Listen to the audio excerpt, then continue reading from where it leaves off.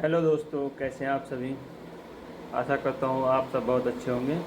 सबसे पहले उन लोगों को बधाई जिनका दिल्ली पुलिस में जो रिज़ल्ट आउट हुआ उसमें नाम आया है, जो कि फ़िज़िकल के लिए क्वालिफ़ाई हुए हैं। और जो भाई या जो दोस्त दिल्ली पुलिस के फ़िज़िकल में क्वालिफ़ाई नहीं कर पाए, जिनका रिटन एग्ज़ाम नहीं निकला, तो उनके लिए ये है भाई, अपनी तैयारी आगे शुरू करते रहो, क्योंकि अगले साल फिर वैकेंसी दिल्ली पुलिस की आएंगी और अपनी तैयारी जारी रखो।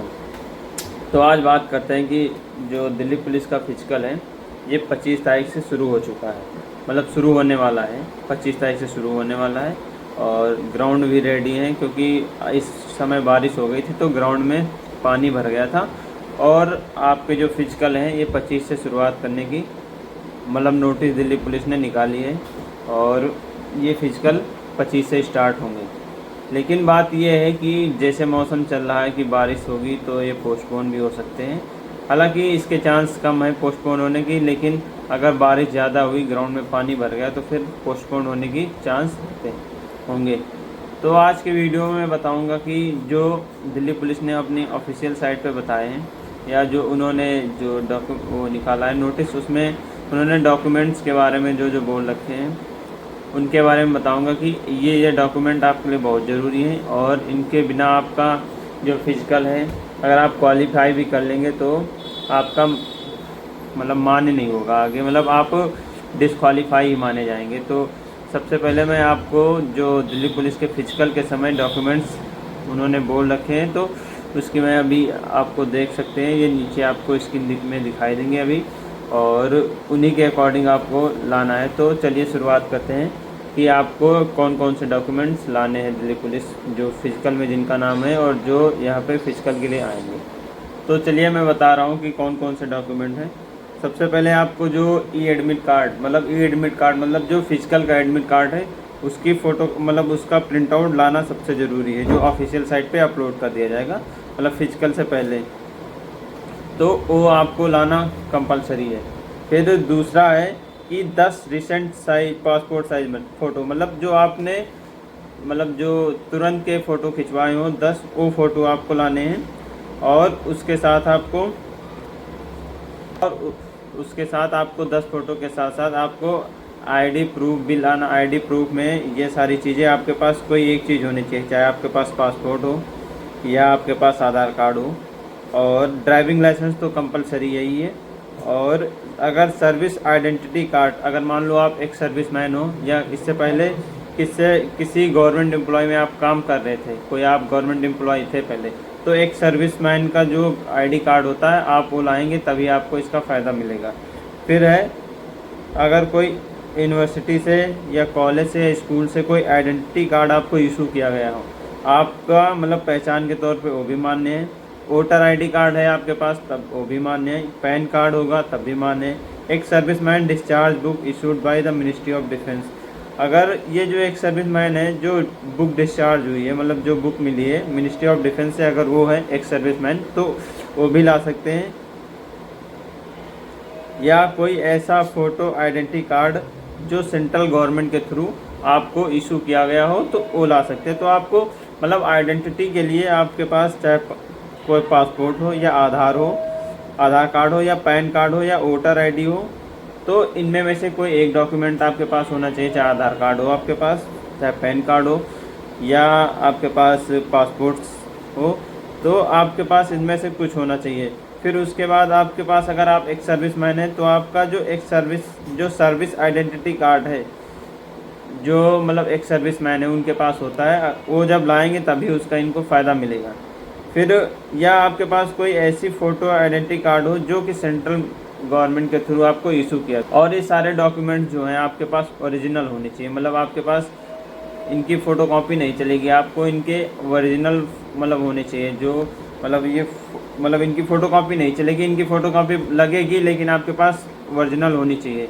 और फिर इसमें क्या बताया गया, और मैं बता रहा हूँ आपको। हाँ, इसके बाद फिर बताया गया आपको कि जो ओरिजिनल डॉक्यूमेंट्स हैं और भी, जैसे कि एजुकेशनल सर्टिफिकेट, जैसे हाई स्कूल या इंटर की जो मार्कशीट होगी वो ओरिजिनल लगेगी।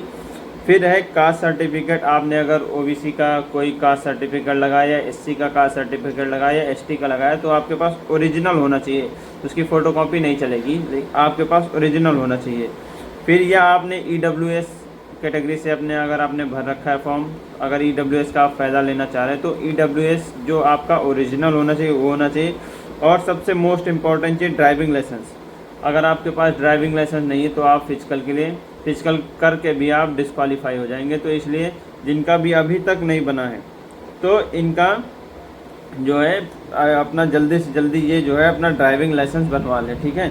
फिर है हिल एरिया सर्टिफिकेट, आप अगर अपनी जो हाइट में छूट चाहना चाह रहे हैं, मतलब जैसे हिल एरिया में जो लोग रहते हैं उनकी हाइट कम रहती है, तो उनको अगर उनको छूट लेना है तो उनके पास अगर हिल एरिया का सर्टिफिकेट होना चाहिए कि आप इस हिल एरिया में रह रहे हैं, तो इससे आप तभी आपको मतलब आपको छूट मिलेगी, वरना आपको नहीं छूट मिलेगी। और ये ओरिजिनल होना चाहिए, या आपके पास कोई स्पोर्ट कोटा के थ्रू आप वो लेना चाह रहे हैं छूट वगैरह जो मिलती है, वो अगर आपके पास है तभी आपको उसके थ्रू मिलेगी। फिर ये दिया गया दिल्ली पुलिस वार्ड सर्टिफिकेट, ये दिल्ली पुलिस वालों के लिए होता है, मतलब जो डिपार्टमेंटल कैंडिडेट सर्टिफिकेट होता है। फिर है एनसीसी जो है, इसमें जो अगर आपको एनसीसी का फ़ायदा लेना तो आपके पास एनसीसी का ओरिजिनल सर्टिफिकेट होना चाहिए, और तभी जब आप सर्टिफिकेट देंगे तभी आपको इसका फ़ायदा मिलेगा, अन्यथा आपको फ़ायदा नहीं मिलेगा इसका। तो ये सारे डॉक्यूमेंट्स जो आपके मतलब होने ही चाहिए, मतलब आपके पास होने ही चाहिए, मतलब जो इन्होंने बताया, अगर आपको इनका फ़ायदा लेना चाहे, आप अगर ईडब्ल्यूएस का फ़ायदा ले रहे हैं तो आपके पास ईडब्ल्यूएस की होनी चाहिए, मतलब ओरिजिनल जो होना चाहिए डॉक्यूमेंट्स वो होना ही चाहिए। और ये सारे डॉक्यूमेंट मैंने जो आपको बताएं, आप अगर कोई आरआरयू का है, जनरली मोस्टली होता नहीं कोई आरआरयू का, तो इनका अगर सर्टिफिकेट है तब भी चल जाएगा। अगर इनका बेनिफिट जो देता है दिल्ली पुलिस शायद 10% देता है आरआरयू के सर्टिफिकेट पे, अगर आरआरयू का सर्टिफिकेट है तो आपको इसका फ़ायदा मिलेगा, अगर आपके पास नहीं है तो कोई फ़ायदा नहीं मिलेगा। फिर उन्होंने बताया कि अपनी जो है इन डॉक्यूमेंट्स की एक सेट फ़ोटोकॉपी, जैसे मान लो आपको जो चाहिए उनकी फ़ोटोकॉपी आप एक सेट ना कराकर 3-3 सेट करा लेना, क्योंकि ये आपके आगे भी काम आएंगे। और ये जो आप सेट फ़ोटोकॉपी कराएंगे ये वहाँ सबमिट करेंगे, और ओरिजिनल वाले आपके देखेंगे भी कि ये जो है ओरिजिनल इनके पास है या नहीं है, ठीक है। फिर क्या है, फिर इन्होंने बताया चौथा पॉइंट में कि अगर आपके पास अगर ओरिजिनल डॉक्यूमेंट नहीं है, मतलब आपके पास ओरिजिनल डॉक्यूमेंट नहीं है, तो आपको इसका कोई फ़ायदा नहीं मिलेगा और आपको डिस्क्वालीफाई कर दिया जाए।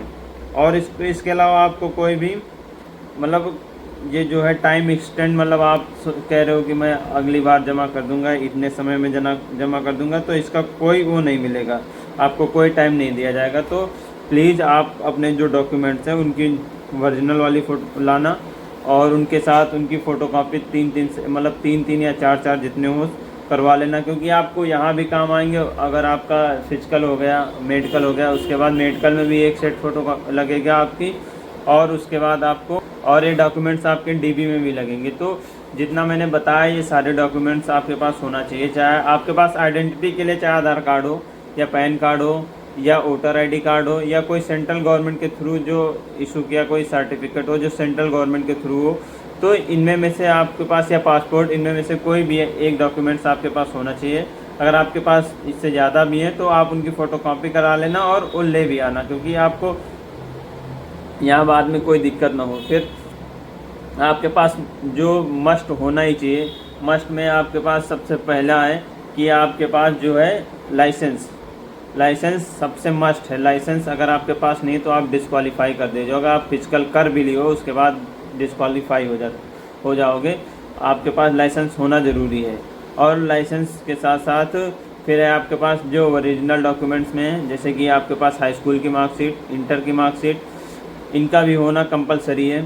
और अगर आपने ईडब्ल्यूएस का कोई फ़ायदा ले रखा है तो ईडब्ल्यूएस का फ़ायदा अगर आप लेना चाहते हैं तो उसका ओरिजिनल सर्टिफिकेट, ओबीसी का अगर है तो ओबीसी का, मतलब ये जितने सर्टिफिकेट आपने लगा रखे हैं या एनसीसी हो, इनके ओरिजिनल डॉक्यूमेंट्स आपके पास होने चाहिए। और ओरिजिनल के साथ साथ आप इनकी 2-2, 3-3 सेट फ़ोटोकॉपी ज़रूर करा लेना, क्योंकि ये यहाँ भी काम आएंगे और आगे भी आपके काम आते रहेंगे। तो इस वीडियो में मैंने जितने भी डॉक्यूमेंट्स आपको बताए आपके पास होना ही चाहिए। और हाँ, 10 जो है रिसेंट के फ़ोटो कराना, पुराने मत कराना, क्योंकि फिर बाद में दिक्कत होगी। तो आप अच्छे से अपना जो है फिजिकल से 2-4 दिन पहले आप अच्छे से अपने फ़ोटो खिंचा लेना पासपोर्ट साइज़, और उन्हीं को वो लेकर आना वो, क्योंकि आपके सर्विस पे रिकॉर्ड में वही चढ़ेंगे। जो आप वही फ़ोटो को देंगे वो आपके सर्विस के रिकॉर्ड में चढ़ेंगे, और जॉइनिंग लेटर में भी वही फ़ोटो आएगा। तो इसलिए आप मतलब 2-4 दिन पहले अच्छे से फ़ोटो खिंचा लेना, और उन्हीं को मतलब रखना, मतलब वही लाना, ठीक है। तो ये रही आपकी पूरी मतलब कंप्लीट वीडियो। इसके बाद आपको कोई डाउट नहीं रहेगा। अगर आपका कोई डाउट है तो आप कमेंट बॉक्स में पूछ लेना, मैं बता दूंगा।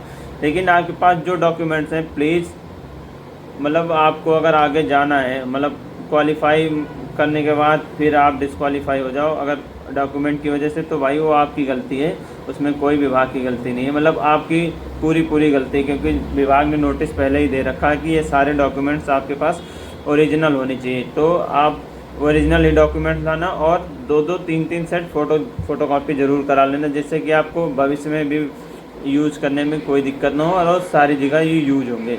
क्योंकि ओरिजिनल डॉक्यूमेंट्स यहाँ जब आपकी मतलब फिजिकल में, जैसे कि आपकी रनिंग हो गई, ऊंची कूद हो गई, लंबी कूद और ये कूद हो गई ना, उसके बाद आपके डॉक्यूमेंट्स चेक करते हैं, तभी आपको मतलब यहाँ से क्वालिफाई कर देते हैं, फिर आपको आगे बढ़ाते रहते हैं। तो ये डॉक्यूमेंट्स आपके पास होना बहुत ज़रूरी है। तो अगर आपका कोई डाउट हो तो कमेंट बॉक्स में आप कमेंट करके बता देना, मैं आपको बता दूंगा कि ये डॉक्यूमेंट्स लगेंगे नहीं। हाँ, डिजी लॉकर में भी आपका चल जाता है। जैसे डिजी लॉकर में किसी का जो लाइसेंस नहीं आ पाता, वो डिजी लॉकर में आ जाता, तो वो चल जाता है। यहाँ चल गया था, हालांकि वो डिपेंड करता है स्टाफ पे, लेकिन चल जाता है, मोस्टली चला देते हैं, ठीक है। तो ये रही आपकी वीडियो। Thank you. अगर आपको किसी प्रकार का डाउट होगा तो ज़रूर पूछना। जय हिंद।